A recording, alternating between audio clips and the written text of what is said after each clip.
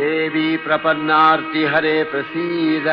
प्रसीद मातर जगतो अखिलस्य प्रसीद विश्वेश्वरी पाहि विश्वं स्वविश्वरी देवी चराचरस्य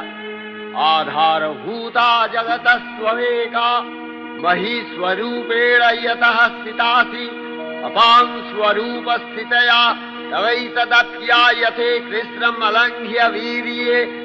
त्वं वैष्णवी शक्तिरनन्तवीर्या विश्वस्य बीजं परमासि माया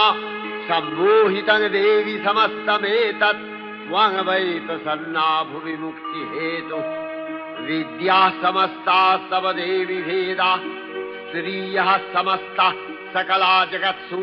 तवैकया पूरितमम्ब यैतत् का ते स्तुतिः सद्य परापरोक्तिः सर्वभूता यदा देवी